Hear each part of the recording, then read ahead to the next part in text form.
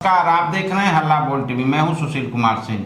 कल बिहार के डीजीपी विनय कुमार पहुंचे थे नालंदा और शीतला माता मंदिर परिसर हादसे के बाद उस परिसर का उन्होंने निरीक्षण किया। पुलिस ने इस मामले में अब तक मंदिर अध्यक्ष, सचिव, कोषाध्यक्ष समेत 20 लोगों पर एफआईआर दर्ज की है। और क्या क्या इस बारे में आगे बताएंगे आपको हल्ला बोल टीवी के editor in chief Deepak Sharma. देखिए, नालंदा भगदड़ जो हादसे में 9 लोगों की जानें गई हैं। मंदिर के अध्यक्ष, सचिव और कोषाध्यक्ष समेत 20 लोगों पर पुलिस ने एफआईआर की है। 4 पुजारियों को गिरफ्तार किया है। पुलिस ने कहा है कि हमें सूचना नहीं दी गई हादसे की समय पर।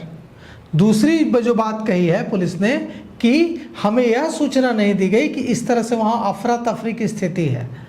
वसूली की बात पुलिस ने कही है कि मंदिर के पुजारी जो श्रद्धालु पहुँचे थे वहाँ मंदिर में दर्शन करने, उनसे पैसे वसूल रहे थे और उनको पैसे लेकर लाइन से तोड़कर अंदर घुसा रहे थे, जिसकी वजह से अफरा तफरी मच रही थी।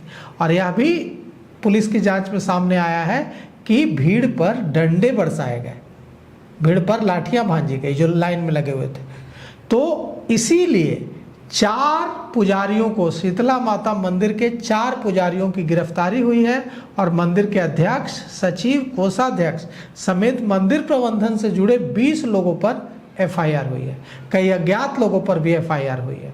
इस नालंदा में कल शीतला माता मंदिर में हुए हादसे में, भगदड़ में 9 लोगों की जानें गई हैं।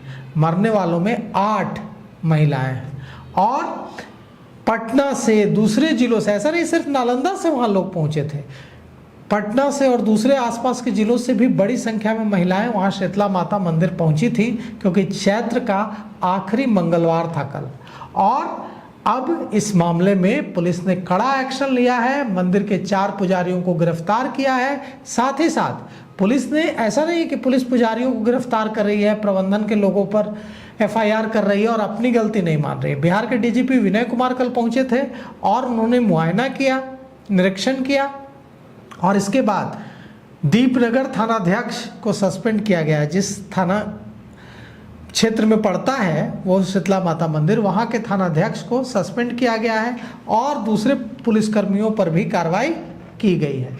जिन पुजारियों की गिरफ्तारी हुई है उनमें हम आपको नाम बताते हैं किन किन पुजारियों की गिरफ्तारी हुई है। अनुज कुमार पांडे जो शीतला माता मंदिर के पुजारी हैं वो गिरफ्तार हुए हैं। अवधेश कुमार मिश्रा जो शीतला माता मंदिर के पुजारी हैं वे गिरफ्तार हुए हैं। विवेकानंद पांडे गिरफ्तार हुए हैं। निरंजन कुमार पांडे गिरफ्तार हुए हैं। और बिहार राज्य धार्मिक न्यास बोर्ड के अध्यक्ष प्रोफेसर रणवीर नंदन ने दौरा किया है आज मंदिर का और उन्होंने कहा है कि निश्चित रूप से प्रबंधन के स्तर पर गड़बड़ी हुई है और यह भी कहा है कि ऐसी व्यवस्था की जाएगी कि इस तरह के हादसे ना हो दोबारा।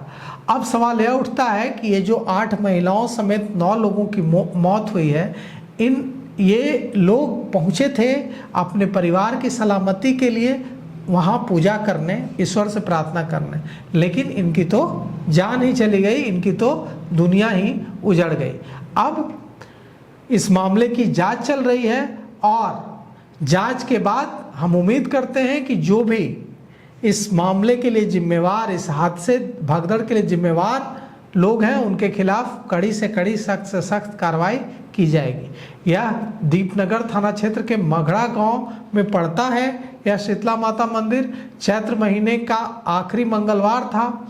बड़ी संख्या में महिलाएं पहुंची थी और भगदड़ का जो वीडियो सामने आ रहा है उसमें दिख रहा है, कल हमने आपको हल्ला बोल टीवी पर दिखाया भी था कि कैसे महिलाएं बिलख रही हैं। यहाँ तक कि जब अस्पताल ले जाया गया उनको, तो अस्पताल में भी उनको प्रॉपर तरीके से तुरंत इलाज मिलने में दिक्कत हुई। यह भी कहा जा रहा है कि गोद में उठाकर ले जाए गए लोग अस्पताल, ई रिक्शा से लेकर ले जाए गए, लाशों को भी लोग गोद में उठाकर ले गए और पूरी अफरा तफरी की स्थिति मची रही। और कहा जा रहा है कि यह सब कुछ 10 मिनट से कम में, यानी 6 से 7 मिनट में हो गया। 6 से 7 मिनट में मंदिर के आसपास भगदड़ की स्थिति जो मची उसमें वहाँ लाशें बिछ गई और लोग एक दूसरे को कुचलने लगे। तो यह जो हादसा है, यह जो भगदड़ है, यह हिला देने वाला है और अब इसमें सख्त कार्रवाई बेहद ज़रूरी है ताकि भविष्य में इस तरह की घटना न हो। क्योंकि आरोप लग रहा है कि डीएम और एसपी राष्ट्रपति के कार्यक्रम में व्यस्त रहे, थाना प्रभारी वहां पहुंचे नहीं और मंदिर से जुड़े पुजारी जो है पैसे वसूलते रहे और इसलिए भगदड़ मची है। अब हम उम्मीद करते हैं कि इस मामले में सख्त से सख्त कार्रवाई होगी। तो अभी तक इतना ही। देखते रहिए हल्ला बोल टीवी। धन्यवाद।